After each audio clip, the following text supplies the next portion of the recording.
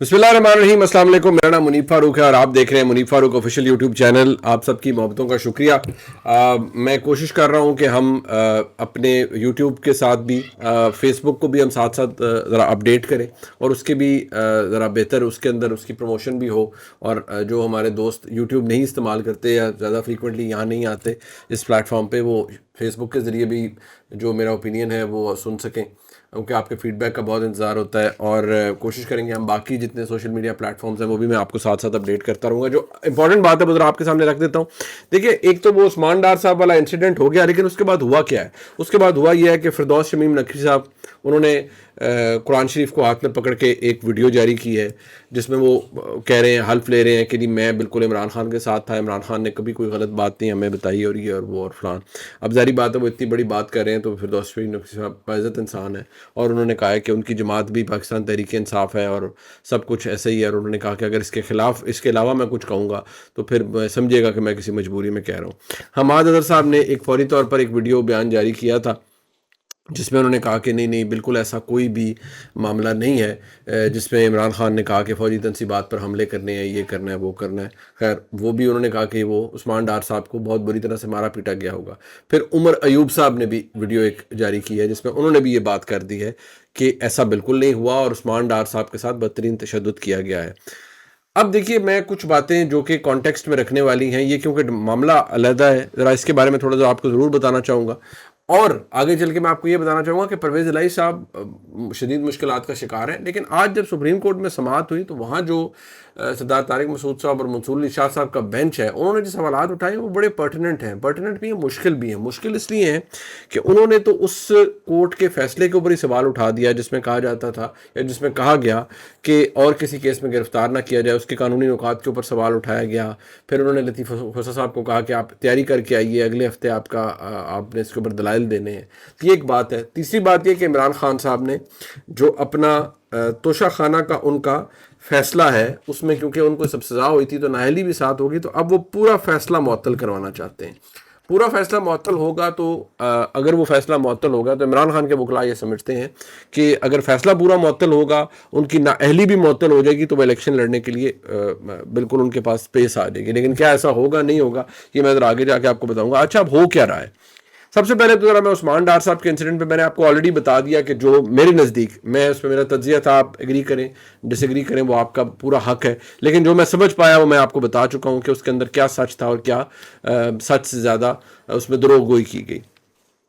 اب ایک بات جو تحریک انصاف کی جانب سے حماد اظہر صاحب، عمر ایوب صاحب اور یہ سارے جتنے بھی معزز شخصیاتیں کہہ رہے ہیں کہ نہیں ہم نے تو کبھی ایسا نہیں کیا، ہمارا تو جماعت نے کبھی اس طرح کی پرتشدد کام کیا ہی نہیں اور یہ نہیں کیا وہ نہیں کیا.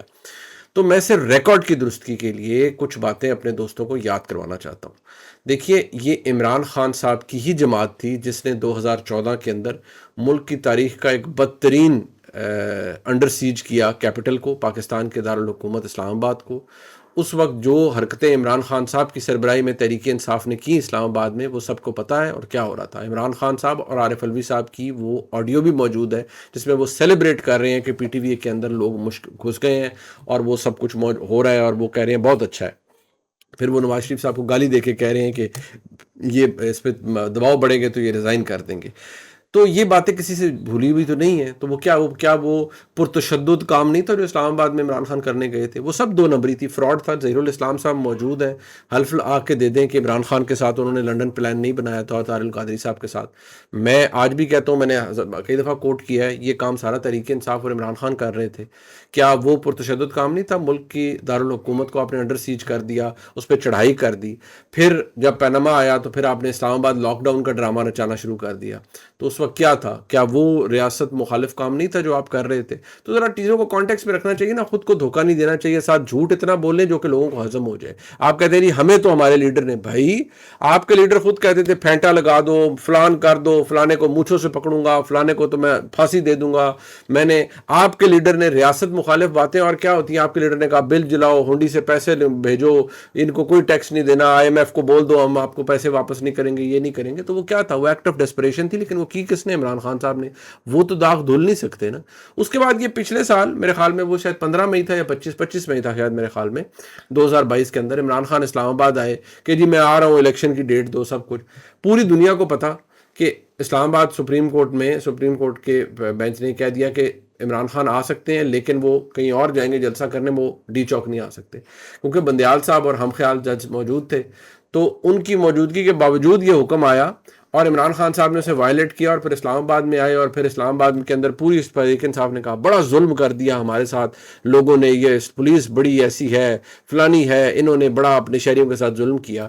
ارے بھائی, میں آپ کو اچھی لگے بری لگے بات, آپ قانون کے مطابق کر کے کہیں جانے کے لیے الاؤڈ نہیں ہے, آپ وہاں جلسہ جلوس نہیں کر سکتے. اگر آپ کریں گے تو ریاست آپ کو پھر آپ کے ساتھ سختی سے پیش آئے گی اور آپ کی لیتر پریڈ کرے گی. یہ کام اگر انگلینڈ کے اندر ہو سکتا ہے, آپ کو اگر آپ گوگل میں جائیں آپ یا یوٹیوب پہ جائیں, بیٹن چارج جو برٹش پولیس کرتی ہے موب کے اوپر, یہ جو پروسیشنز ہوتے ہیں جو یا ایسا ان رولی کراؤڈ ہوتا ہے اس کے اوپر, وہ ذرا آپ دیکھیں, وہ دیکھتے نہیں ہے کہ عورت ہے یا مرد ہے اور یہ ڈنڈا کہاں لگ رہا ہے, وہ ٹھیک ٹھاک ٹھکائی کرتے ہیں. تو جو مئی 2022 کے اندر ہوا وہ کیا بڑا عمران خان صاحب نے امن کا پیغام دے رہے تھے, جو وہ کر رہے تھے, جو اس رات ہوا وہ بالکل نہیں ہونا چاہیے تھا کیونکہ تحریک انصاف کو بتا دیا گیا تھا کہ یہ کام کرنے والا نہیں ہے, لیکن انہوں نے پھر بھی کیا. تو یہ جو آج ہمارے دوست ذرا تھوڑا سا شرافت کا تھوڑا زیادہ ایک پرچار کر رہے ہیں کہ نہیں ہماری تو نہایت پرسکون اور پرامن جد و جہد تھی, حضور والا عثمان ڈار سارا آپ کہتے ہیں جی وہ یہ ان کو جی وہ ساری باتیں جھوٹ کہہ رہے ہیں کہ نہیں عمران خان نے کوئی پلاننگ نہیں کی ہوئی تھی. عمران خان نے پلاننگ کی تھی کہ میں نے جنرل فیض حمید اور باقیوں کے ساتھ مل کے میں نے یہ کوشش کرنی ہے کہ میں نے پوری سازش ہے میری کہ میں نے جنرل عاصم منیر کو نہیں بننے دینا آرمی چیف.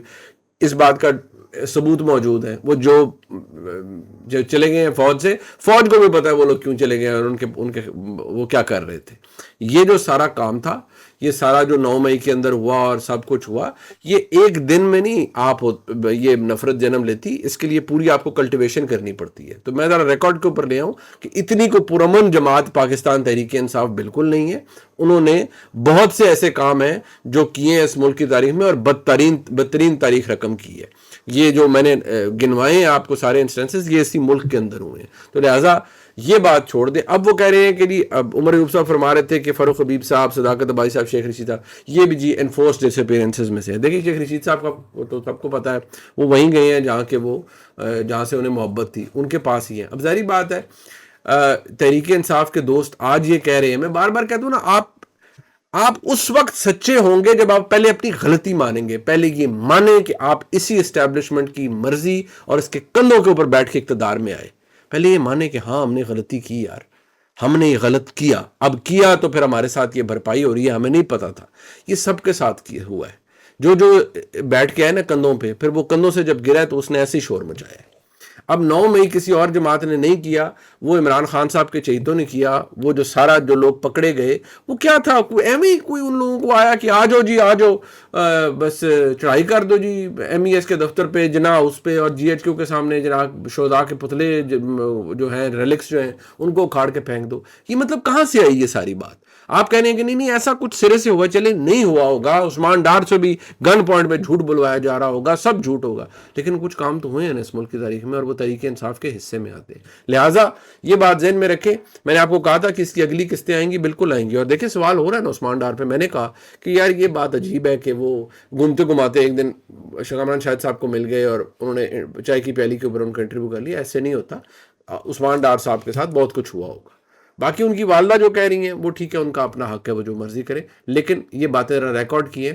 اور اس کا یہ مقصد نہیں ہے کہ یہ کوئی روایت بن جانی چاہیے کہ لوگ ان کی انفورس ڈس اپیئرنس ہو, ایسا نہیں ہونا چاہیے. اب ذرا میں آگے آپ کو صرف یہ بتا دوں کہ یہ جو کچھ بھی ہو رہا ہے یہ ایک تو یہاں رکے گا نہیں, اور یہ اسی چیز کے گرد گھومے گا جو سارا کچھ چل رہا ہے آگے. اب دیکھیے تحریک انصاف کے اندر جو لوگ غائب ہیں وہ علیحدہ, جیسے پرویز الہی صاحب ہیں, وہ حکومتی تحویل میں جیل کے اندر ہیں, ان کی مشکلات قانونی طور پر بھی زیادہ بڑھ رہی ہیں. اب جیسے سپریم کورٹ کے اندر ان کی اہلیہ کی وہ درخواست ہے، اس کے اوپر آج عدالت نے کہا جی کہ یہ لاہور ہائی کورٹ نے اس طرح کا فیصلہ جاری کیوں کیا ہے، پھر لاہور ہائی کورٹ اسلام آباد کی انتظامیہ کو کیسے ڈائریکٹ کر سکتی ہے، وہ تو ان کی جورسڈکشن کے اندر نہیں آتی، اسلام آباد کے اندر تو علیحدہ ہائی کورٹ ہے۔ اب دیکھیے یہ مسائل اپنی جگہ موجود ہے، لیکن ان کا مین مقصد یہی ہے کہ تحریک انصاف سے جب تک تعلق رہے گا پرویز الہی صاحب کا اور جناب مونس الہی صاحب کا، تب تک یہ مسائل رہیں گے۔ اب لیکن وہ اپنی جگہ پر اڑے ہوئے ہیں اور وہ بالکل ہل نہیں رہے، ٹھیک ہے، فیئر انف۔ اب دوسری بات یہ ہے کہ عمران خان اپنی نااہلی بھی ختم کرانا چاہتے ہیں، کیونکہ انہیں نظر آ رہا ہے کہ الیکشن اب آگے ہوں گے، الیکشن ہوں گے تو اس میں کیا ہوگا وہ سب کو پتہ چل جائے گا۔